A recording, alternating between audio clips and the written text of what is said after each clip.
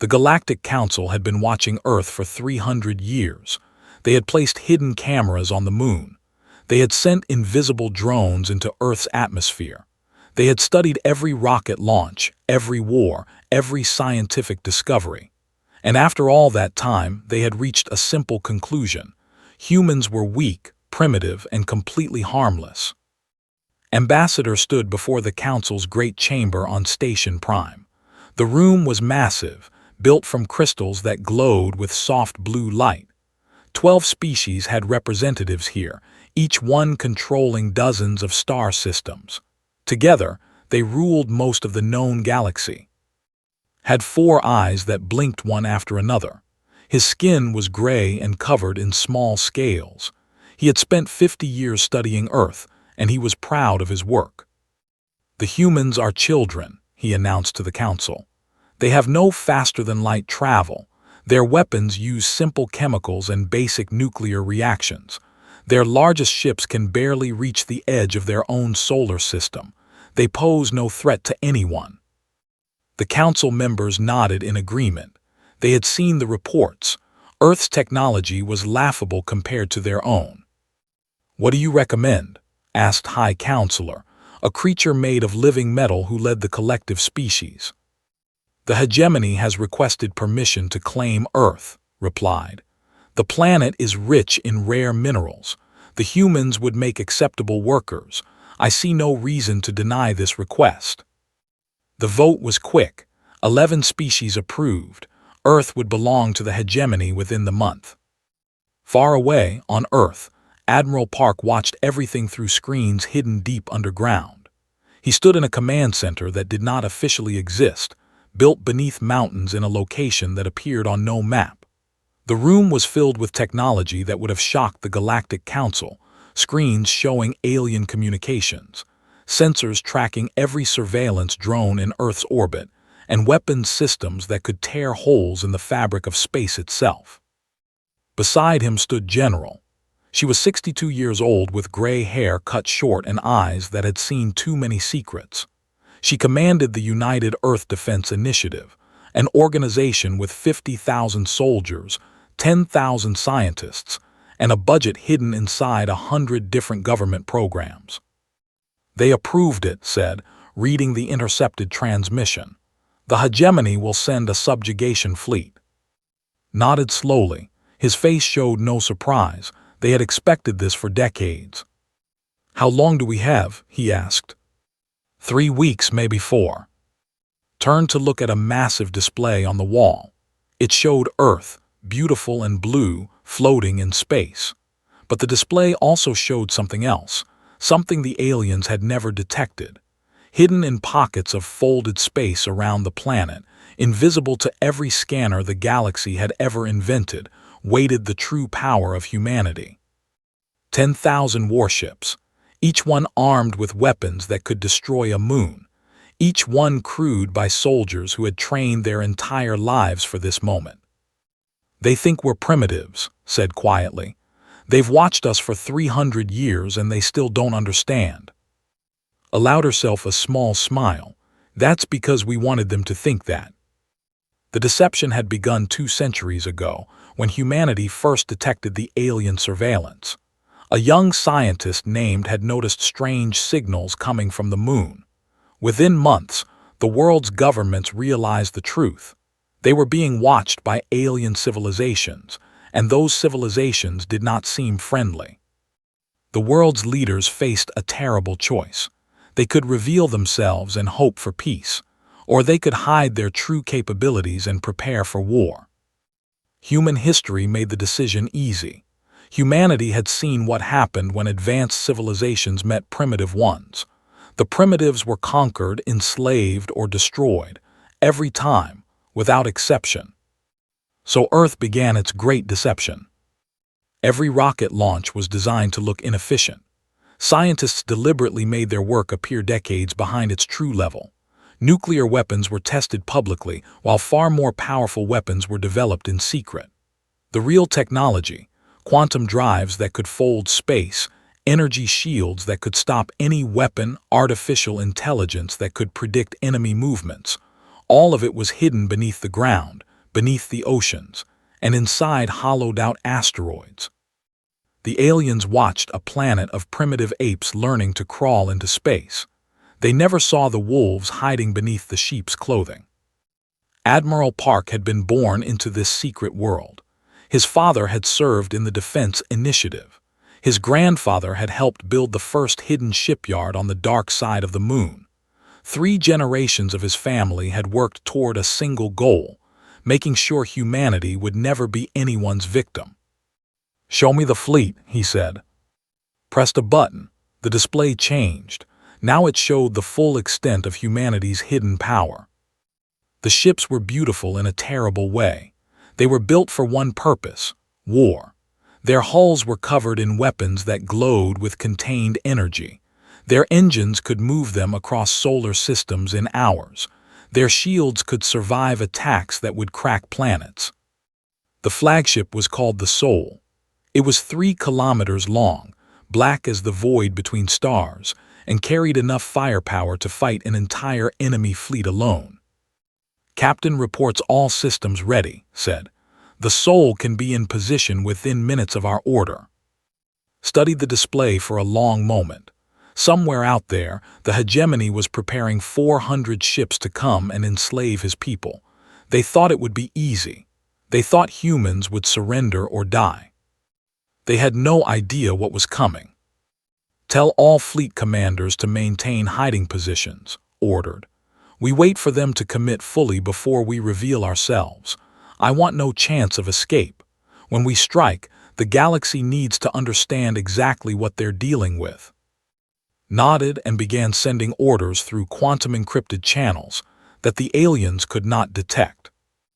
On the surface, life continued normally. People went to work. Children went to school. Nobody knew that alien warships were coming to enslave them. Nobody knew that hidden defenders waited to protect them. And nobody knew that in 3 weeks, the galaxy would learn the most important lesson in its history: never underestimate humanity. Admiral Park looked at the blue planet on his screen. 8 billion people lived there, trusting that someone was watching over them. "We've waited 300 years for this," he said quietly. "We're ready." The trap was set. The bait was taken. Now all that remained was the strike. The hegemony fleet came out of hyperspace like a storm of metal and fire. 400 warships appeared in the darkness above Earth, their engines glowing red, their weapons already charging. It was the largest invasion force the hegemony had sent against any world in 50 years. Fleet Commander stood on the bridge of his flagship, the Crushing Might. He was a massive creature, nearly 3 meters tall, with 4 arms and skin like stone. He had conquered 17 planets in his career. Each conquest had been easy. Primitive species always surrendered when they saw the size of his fleet. The ones who didn't surrender were burned from orbit. Earth would be no different. "Begin scanning the planet," ordered. "Find their military centers. Find their leaders. I want targets ready in case they're foolish enough to resist." His officers worked quickly. Data filled the screens around them. "Commander," one officer reported, "they have detected us. Their communication networks are going crazy. They seem confused." Laughed. It was a deep, rumbling sound. "Of course they're confused. They've never seen real starships before. Their little rockets and space stations must look like toys compared to us." He walked to the main window of his bridge and looked down at the blue planet below. Such a beautiful world, such valuable resources, and such weak creatures living on it. "Open a channel to the planet," he commanded. "Let them know their future." On Earth, every screen, every phone, every computer suddenly showed the same image. Fleet Commander standing tall on his bridge, his 4 arms crossed, his eyes burning with contempt. "Humans of Earth," his voice boomed through translation systems, "I am Fleet Commander of the hegemony. Your planet now belongs to us. Your people now belong to us. You will surrender your governments within 1 hour. Any resistance will be punished with orbital bombardment. We can destroy your cities from space. We can burn your forests and boil your oceans. Cooperation will be rewarded with mercy. Resistance will be rewarded with death." The transmission ended. Around the world, panic began to spread. People ran into the streets, screaming, crying, praying. Governments tried to contact the aliens to negotiate. Military forces prepared their weapons, knowing those weapons were useless against ships in orbit. But in the hidden command center beneath the mountains, Admiral Park and General watched the alien transmission with calm faces. "1 hour," said. "He gave us 1 hour." "He won't need that long to understand his mistake," replied. He turned to his communications officer. "Connect me to President Lee." Within seconds, the president appeared on screen. She was a woman of 55, with a face that showed no fear despite the crisis. "Admiral," she said, "the world is watching, the aliens are waiting, I believe it's time." Nodded. "Yes, Madam President, it's time to show them who we really are." President Lee walked to a podium in a secure location. Cameras broadcast her image to every nation on Earth. The alien fleet watched too, curious about what these primitives would do. "Citizens of Earth," she began, her voice strong and clear, "we are not alone in the universe. Today, alien beings have come to our world. They have demanded our surrender. They believe we are weak. They believe we are helpless." She paused, and a small smile appeared on her face. "They are wrong." In orbit, Fleet Commander frowned. What was this defiance from primitives? "Should we begin bombardment, Commander?" an officer asked. "Wait," said. "Let's see what foolishness they attempt." He didn't have to wait long. In the Defense Initiative Command Center, General gave a single order: the soul. In the space between the hegemony fleet and Earth, reality bent. Empty space rippled like water. And then, where nothing had been, a massive black warship appeared. The soul materialized as if stepping through an invisible door, its hull dark as night, its weapons glowing with blue fire. On the crushing might, alarms screamed. "Commander," the tactical officer shouted, "a human vessel has appeared. It wasn't there, our sensors showed nothing, it just appeared." Stared at the screen in shock. The human ship was enormous, far larger than any vessel they had detected near Earth, and its appearance made no sense. Ships didn't just appear from nowhere, unless they had technology that the hegemony didn't understand. "It's one ship," growled, pushing down his confusion. "We have 400, destroy it." 12 hegemony cruisers opened fire. Beams of light and balls of plasma raced toward the soul. It was enough firepower to crack a small moon. The soul didn't move. It didn't try to dodge. It simply sat there as the weapon struck its shields. Nothing happened. The attack splashed against an invisible barrier and disappeared like rain on hot stone. On the soul's bridge, Captain watched the attack with bored eyes. She was 43 years old, had served in the secret fleet for 20 years, and had trained for this moment her entire career. "Weapon status?" she asked calmly. "All systems green, Captain," her weapons officer reported. "Good, open a channel to the alien fleet." Her message was broadcast to every ship. "Attention, invaders. You have come to threaten our world. You have come to enslave our people. For 300 years we let you believe we were weak. We let you believe we were primitive." She paused. "We are not." Looked at her weapons officer. "Target their flagship, one shot, fold cannon." The officer pressed a button. The soul fired. It wasn't like any weapon the galaxy had ever seen. Space itself seemed to twist and fold. A beam of pure white light shot from the soul and touched the crushing might. Fleet Commander had 1 second to feel fear before his ship ceased to exist. It didn't explode. It didn't burn. It simply vanished, folded out of reality by technology that bent the laws of physics themselves. 400 hegemony ships watched their flagship disappear like a candle blown out by wind. For 3 long seconds, nobody moved. Then the remaining ships tried to run. They activated their hyperdrives, desperate to escape, to report back, to warn the hegemony about what they had found. They made it exactly 3 seconds. Around the fleeing ships, space rippled again, and again, and again, 10,000 times. 10,000 human warships. They appeared everywhere, above, below, on all sides. The hegemony fleet was completely surrounded by a wall of black metal and glowing weapons.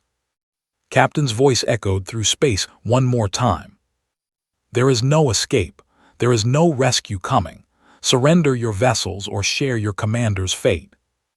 In his hidden command center, Admiral Park watched the alien fleet stop moving. One by one, their weapons powered down. One by one, they sent surrender signals. The invasion that was supposed to enslave humanity had lasted less than 11 minutes. General let out a breath she hadn't realized she was holding. "It's over," she said quietly. "No," replied, his eyes still on the screens. "It's just beginning. Now the galaxy knows we exist. Now we have to deal with what comes next." But for this moment, just this moment, Earth was safe. And the hegemony would never threaten anyone again. The Galactic Council received the transmission 14 hours after the battle ended. Every representative was summoned to the Great Chamber on Station Prime for an emergency session. This had never happened before. In 10,000 years of Council history, no meeting had ever been called with such urgency. High Counselor stood at the center of the chamber, his metal body shimmering with nervous energy. Around him, the representatives of 12 species waited in confused silence. Ambassador stood apart from the others, his 4 eyes blinking rapidly. He had been the one who told them Earth was harmless. He had been the one who recommended the invasion. "Play the transmission," ordered. The chamber's lights dimmed. A holographic display appeared in the center of the room, showing a human face. It was Admiral Park, standing on the bridge of a massive warship. Through the windows behind him, the representatives could see something that made several of them gasp. The hegemony fleet, 400 of the most powerful warships in that empire, floated dead in space. Some were in pieces. Most were simply dark, their power drained, their crews captured. The flagship, the Crushing Might, was nowhere to be seen. "To the Galactic Council," began, his voice calm and cold. "For 300 years you watched our planet, you studied our people. You decided that we were primitive, weak, and worthy only of conquest. You were wrong." The display shifted to show more of Earth's space, and suddenly the Council could see them. Human warships, thousands of them, stretching in every direction.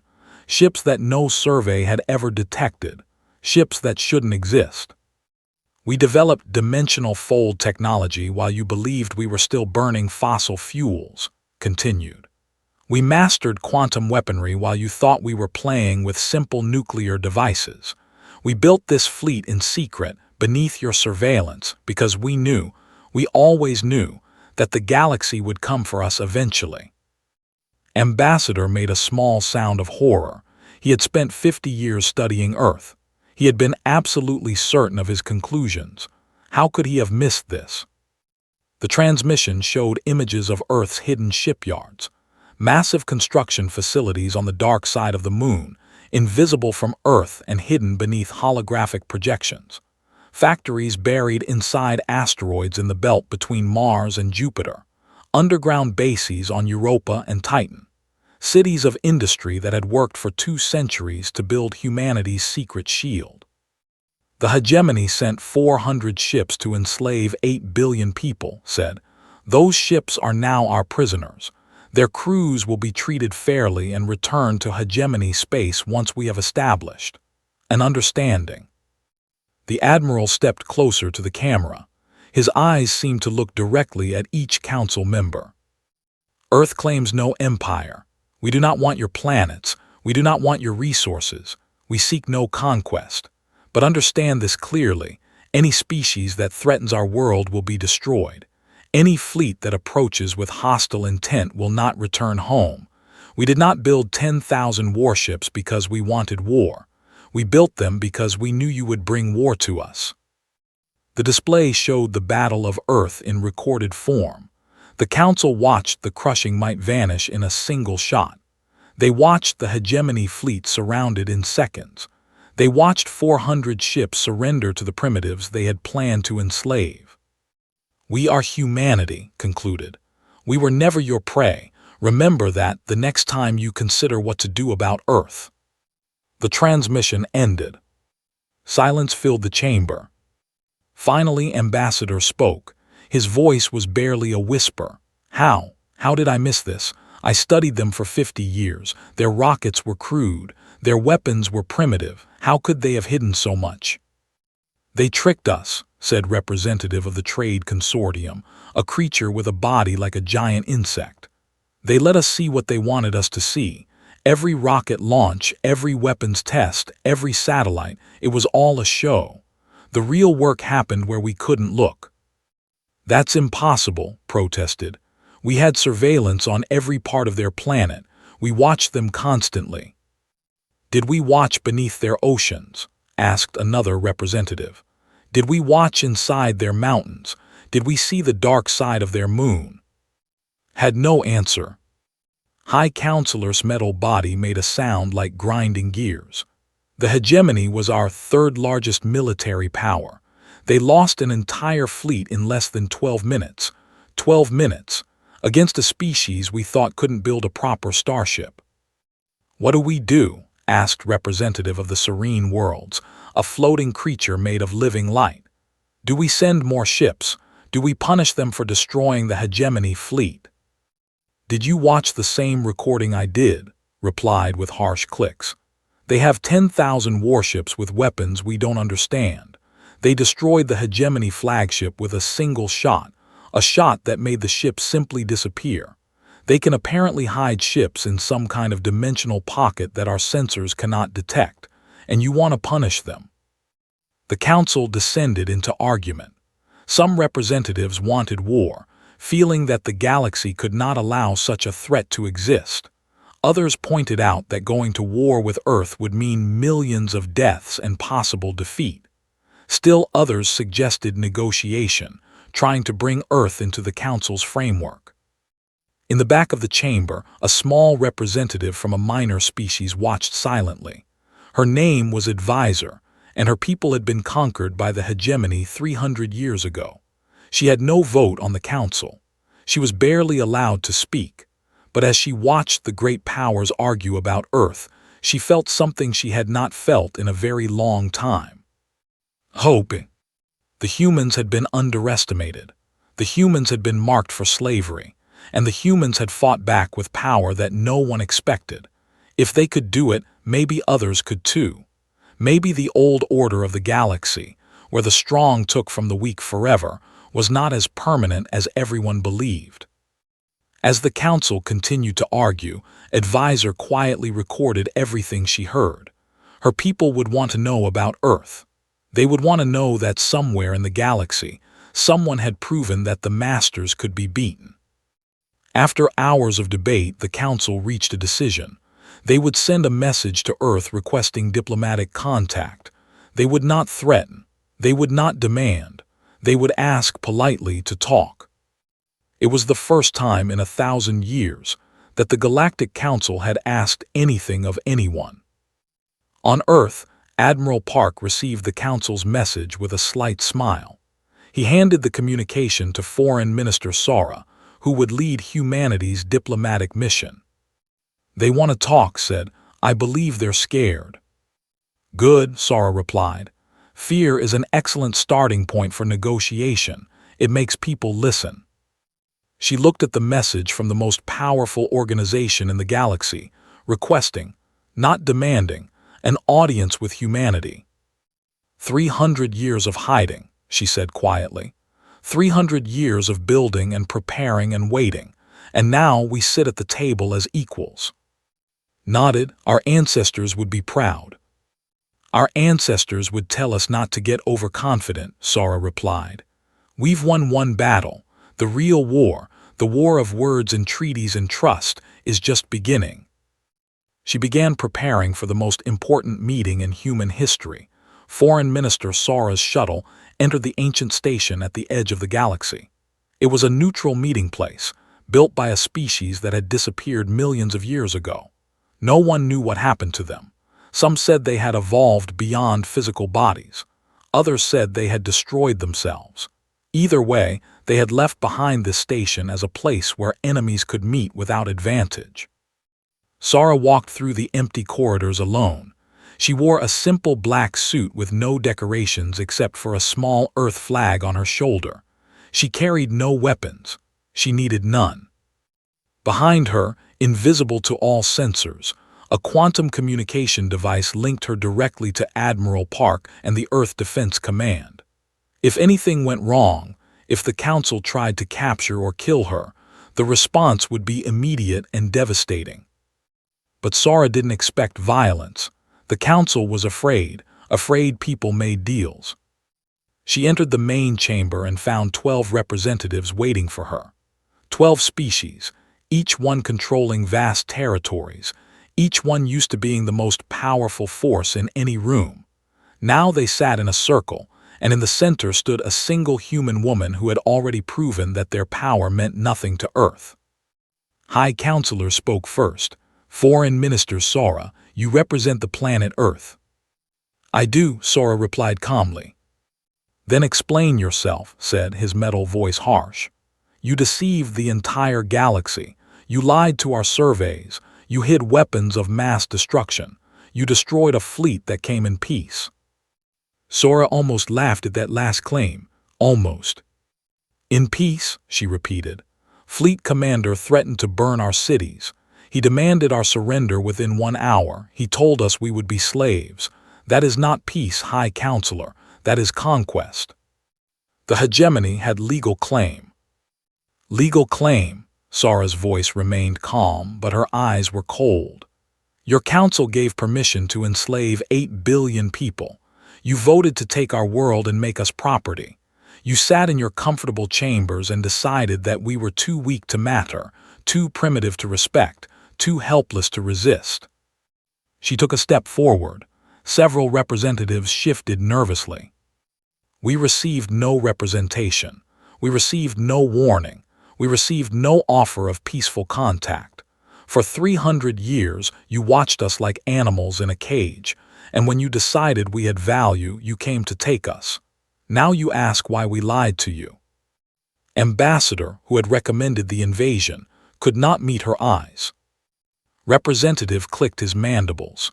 You have made your point, Foreign Minister, but the fact remains that you have built a military force of enormous power. What do you intend to do with it? Nothing, Sara said simply. Nothing. Earth has no plans for conquest. We do not want your planets. We do not want your trade routes. We do not want to rule anyone. We built our fleet for one purpose only, to protect our home. And we should simply believe that, asked. You have the power to challenge any force in the galaxy. You expect us to trust that you will never use it. Sara smiled slightly. Trust? No, I expect nothing from you except what you have always shown, self-interest. Here is what I offer. Earth will remain in its own solar system. We will not expand beyond our territory. We will not interfere with your internal politics. In exchange, you will recognize our sovereignty. You will never again send ships to threaten us. And you will give us a seat on this council. A seat, several representatives reacted with shock. You want to join us? I want a voice, Sara replied. I want to know when decisions are being made that affect my people. I want to speak before those decisions are final.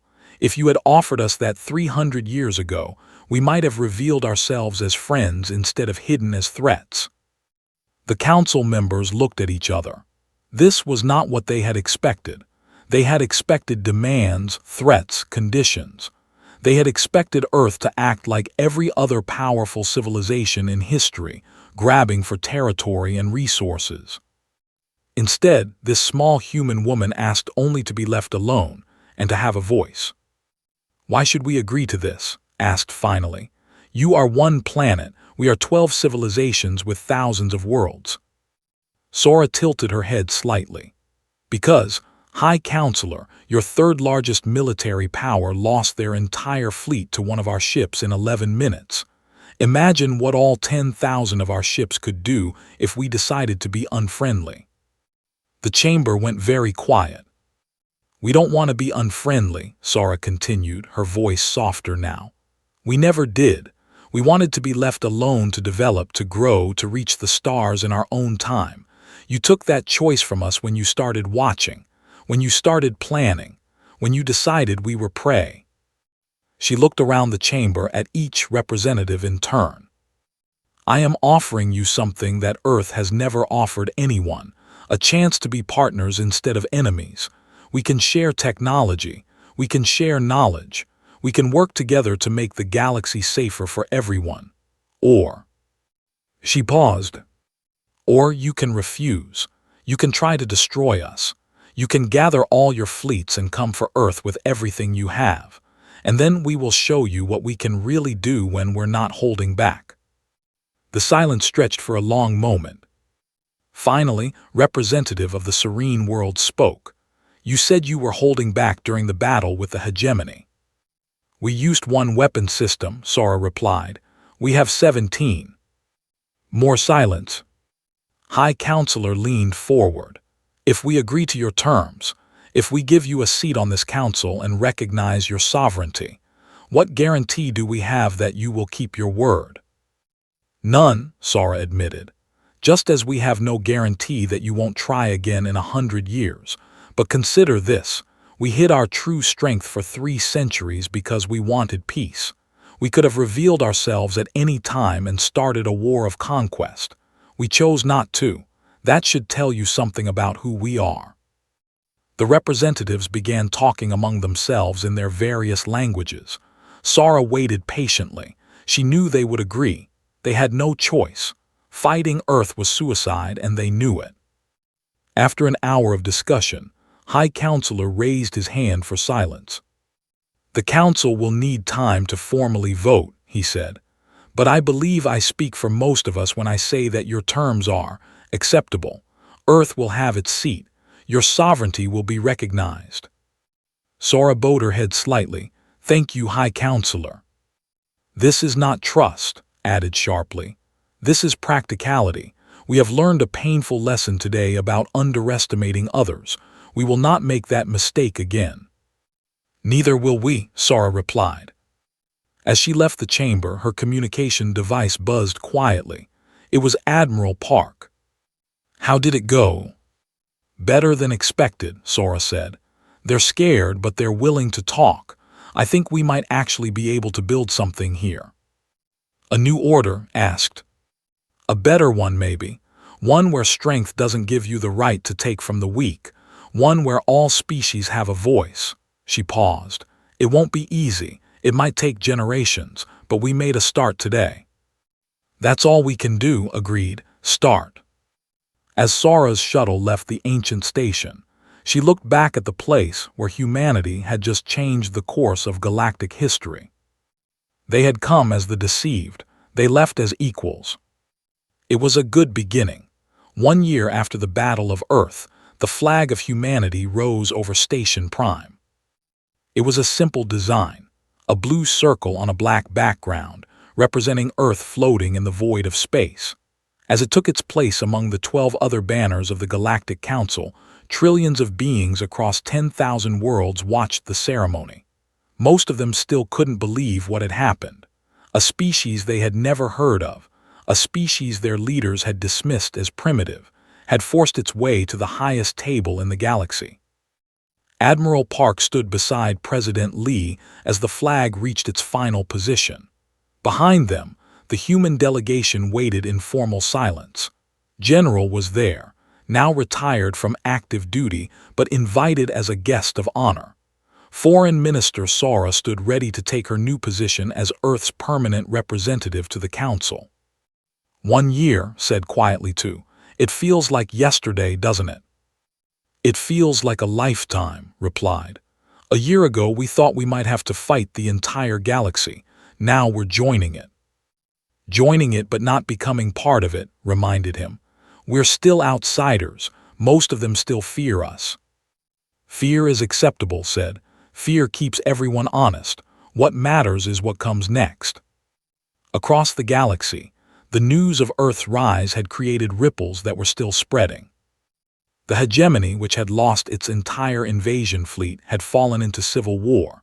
Without its military power, the empire could not hold its conquered territories together. Species that had been enslaved for centuries suddenly saw opportunity. Rebellions broke out on a dozen worlds. Some succeeded, some failed, but all of them drew inspiration from the same source, a small blue planet that had refused to become a victim. Other aggressive powers took notice. The Combine, which had been planning to expand into 3 new star systems, quietly canceled its invasion orders. The merchant lords of Axis stopped their worst exploitation practices, fearing that word might reach Earth. Even the Collective, the most ancient and powerful civilization in the Council, began internal discussions about changing policies that had existed for. One species had done the impossible, and now everyone was reconsidering what else might be possible. Rear Admiral commanded the Soul on its first diplomatic mission 6 months after the battle. She had been promoted twice since she destroyed the Hegemony flagship with a single shot. Some people called her a hero. Some called her a legend. She preferred to be called captain, even though her rank had moved far beyond that. The Soul traveled to the outer territories, regions of space where weak species had been exploited by the powerful for thousands of years. These were places where hope had died generations ago, where people had accepted that they would always be someone's property. His mission was to change that. Admiral, her executive officer, Commander Han, reported, "We're receiving communication attempts from the surface. They seem confused." "They probably think we're here to conquer them," said. "Open a channel." The beings on the planet below were small, fragile-looking creatures with 6 limbs and large, fearful eyes. Their leader appeared on the Soul's screen, trembling visibly. "Please," the creature said, "we have nothing valuable. The hegemony already took everything we had. We have no resources left, no weapons, nothing worth taking." His heart hurt at those words. This was what the galaxy had done to species like this, broken them so completely that they couldn't imagine any ship coming for a purpose other than theft. "We're not here to take anything," said gently. "My name is, I come from a planet called Earth. Perhaps you've heard of us." The creature's eyes widened. "Earth, the world that destroyed the hegemony fleet." "The same. We carry supplies, food, medicine, technology that might help you rebuild. We ask nothing in return except friendship." The creature looked uncertain. This is not how it works. The strong take from the weak. That is how it has always been." "Not anymore," replied. "We came from a world that was almost conquered. We know what it feels like to be weak and surrounded by those who want to hurt you. We will not become what we fought against." Commander Han watched the exchange with quiet respect. "The whole galaxy is watching us," he murmured. "Every species that was ever pushed around, ever exploited, ever conquered, they're all watching to see if we're different." "Then we'd better be different," replied, "or everything we did means nothing." On Earth, Foreign Minister Sara reviewed reports from across the galaxy. The hegemony's fall had created chaos, but also opportunity. 3 former slave species had already formed their own governments. 2 more were negotiating independence. The old order was cracking. But building something new was harder than tearing down what was old. Sara worked 18-hour days, communicating with dozens of species, mediating disputes, explaining again and again that Earth wanted nothing except stability and fairness. Some believed her, some didn't, but all of them listened. In her rare quiet moments, she looked out the window of her office in Seoul and watched the city lights. 8 billion people went about their daily lives below, most of them unaware of how close they had come to slavery. They would never know about the generations of sacrifice that had kept them safe. And that was how it should be. Heroes didn't work for recognition. They worked because the work needed doing. General spent her retirement writing a history of the Defense Initiative. It was classified, of course. Most of it would remain secret for centuries. But she wanted a record. She wanted future generations to know what their ancestors had done. "We were farmers and factory workers and teachers," she wrote. "We were ordinary people who chose to do an extraordinary thing. We looked at the galaxy and saw wolves. We could have tried to make friends with the wolves. We chose instead to become something they would fear. Some will say we were wrong to hide. Some will say we should have trusted the galaxy to treat us fairly. But trust is earned, not given. The Council proved what they thought of us when they voted to make us slaves. We proved what we thought of ourselves when we refused." Admiral Park stepped down from active command after the Station Prime ceremony. He was 73 years old, and he had given his entire life to preparing for a battle that lasted 11 minutes. Now it was time for others to take over. But he remained an advisor to President Lee, helping guide humanity through its first years as a galactic power. There were still threats. There were still enemies. But there was also something new: allies. Species that had been oppressed were reaching out to Earth, asking for help, asking for guidance, asking if the dream of a better galaxy was real. "We can't help everyone," warned the president during one meeting. "We're one planet. We have limits." "Then we help who we can," replied, "and we inspire the rest to help themselves." 5 years after the Battle of Earth, the galaxy looked very different than it had before. The hegemony no longer existed. Its territories had broken into a dozen independent states, some peaceful, some chaotic, all free. The Galactic Council had changed its rules: no more approving conquests, no more treating primitive species as resources. Earth had insisted on these changes as a condition of full participation. Not everyone was happy. The old powers still held most of the wealth and most of the military strength. Change was slow, and many species remained oppressed. The galaxy would not become fair overnight. But it was moving in the right direction. On the Bridge of the Soul, now a symbol of humanity throughout known space, Admiral received a message from a distant star system. It was a small species, recently freed from an empire that had ruled them for 1,000 years. "We heard what you did," their message said. "We heard you were weak once too. We want to build ships like yours. We want to protect ourselves. Can you help?" Smiled and began composing a reply. Earth had hidden for 300 years, pretending to be prey while becoming predator. Now it was time for a different role: not conqueror, not ruler, teacher. Guardian. Friend. The galaxy would never again underestimate the small blue world at the edge of explored space, and humanity would never forget the lesson that had made them what they were. When the wolves come, be ready. When you strike, strike hard. And when you win, remember what it felt like to be weak. The story of Earth and the Galactic Council was far from over, but the first chapter, the chapter of deception, of fear, of victory, that chapter was complete. The new era had begun, and humanity would help write its future.